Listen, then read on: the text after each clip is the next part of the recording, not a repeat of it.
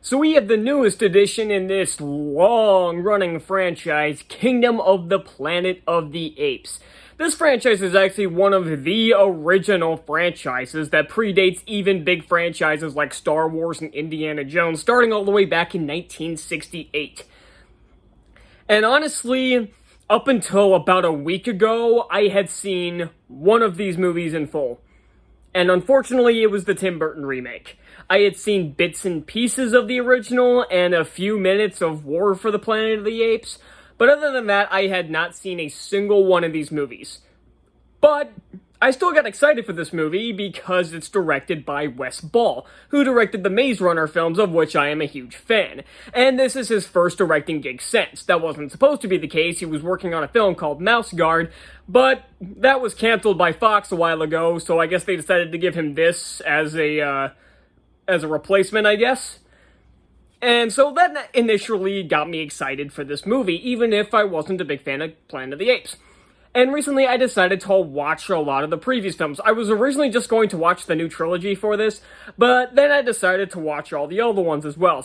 And up to this point, and keep in mind I saw this movie like 4 days ago, the only ones I have not seen yet are Battle for the Planet of the Apes, War for the Planet of the Apes, and I guess I should rewatch the 2001 remake just to complete the binge, I guess. But we're not here to talk about that. I'll talk about all the other films in a video in a few days. I'm planning on ranking all the Planet of the Apes films. We're here to talk about the newest installment, Kingdom of the Planet of the Apes. And it's pretty good.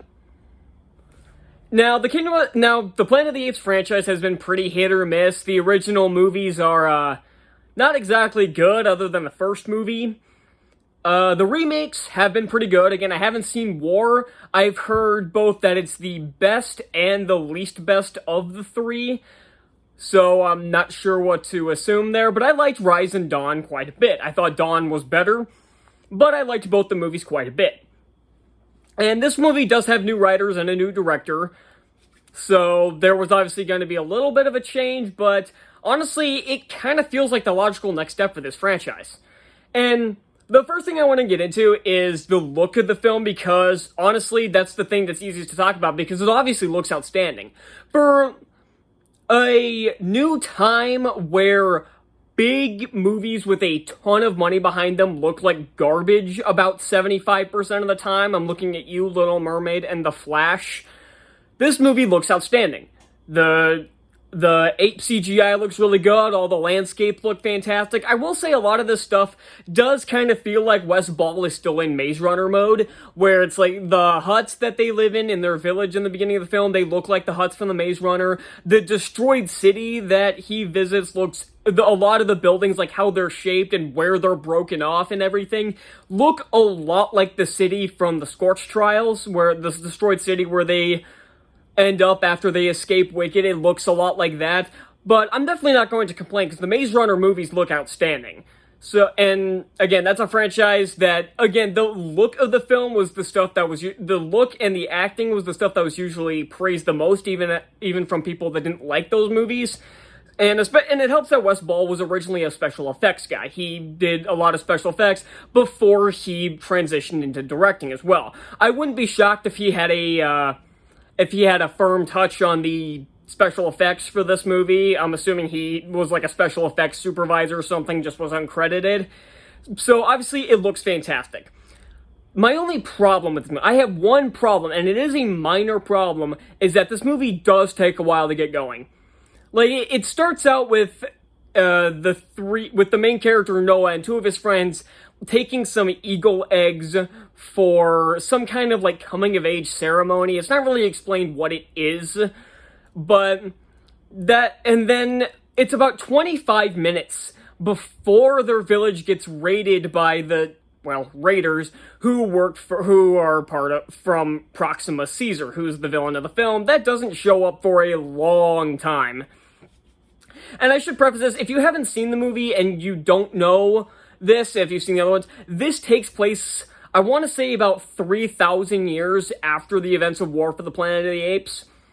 And it's to the point where most humans are mute, but they come across, or Noah comes across a human in this film, played by Freya Allen. Her name is May, even though they originally call her Nova.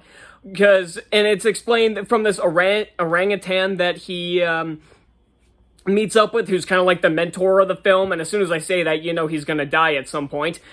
But, because he's like the wise mentor, he's the Obi-Wan Kenobi of this film, where he says they call all the humans Nova because it was something from Caesar's time.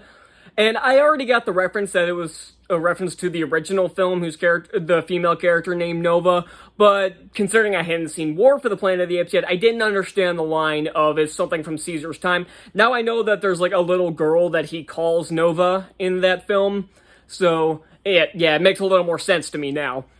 Yeah, honestly, there's a few things in this movie that are probably referencing War for the Planet of the Apes I didn't understand, because that's the only one I haven't seen. I got the references to the other films, but I didn't get the symbol that was on his window that was even used throughout both Rise and Dawn. I understood that, but there were a couple other references that went over my head, and I'm assuming they were in War for the Planet of the Apes. And I looked a couple of them up, and they were, so I'm assuming the rest are as well.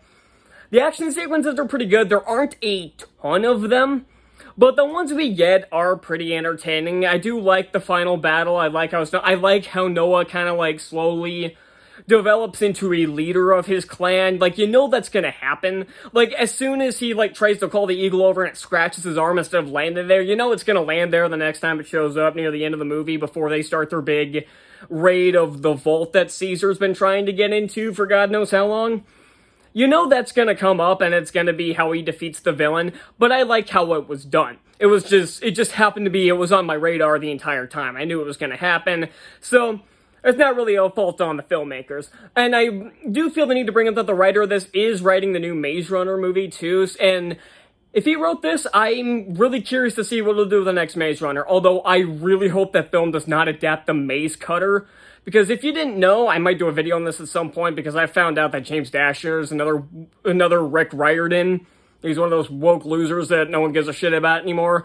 He wrote a sequel series that's still in the works. The third one's supposed to come out this year, and I've read the description. It's fucking awful. So, yeah, I hope that's not what they're planning to do. But either way, back to Kingdom of the Planet of the Apes. There's a lot in this movie. Like, a lot of it's just him, like, trying to find his family. Like, he finds them with probably, like, 45 minutes left in the movie. There's still a decent chunk of film left when he gets to Proxima Caesar's little kingdom. And, again, the only problem I have with this movie is that it does take a long time to get there. There are several things, especially from the opening, that you could probably cut. Like, the stuff with them stealing the eagle eggs. I think you could have cut that, like, because especially since his gets broken by May when she's, like, in his village and she tries to get away from him. And then that's the reason he goes off and finds the raiders anyways, because he's looking for the egg, and then he sees them, like, killing a bunch of apes. I don't remember if those other apes were from his village, and they find his horse, and they go back to his village. But you probably could have changed that. You probably could have cut a good 10 minutes off the beginning of the movie, and you could have written a different excuse as to why he's going out there. Maybe he's just out exploring or something, or maybe he's trying to follow May. There's other ways you could have done that. But I really don't have any other complaints with the film other than that. The musical score done by John Pisano is absolutely outstanding. He is a guy that pops up freaking everywhere. I think and the more I think about it, I think he also did the Maze Runner trilogy. It seems like Wes Ball brought everybody from the Maze Runner trilogy over to this film. Dan Zimmerman, who did the editing for this, also did the editing for the Maze Runner trilogy. John Pisano, he did the score for the Maze Runner films, and he's back for this movie. It seems like Wes Ball has a certain group of people that, like, when Fox came up to him to make this film, or they hired him to make this, he was like, I'll do this, but I get these people, but these people are coming with me.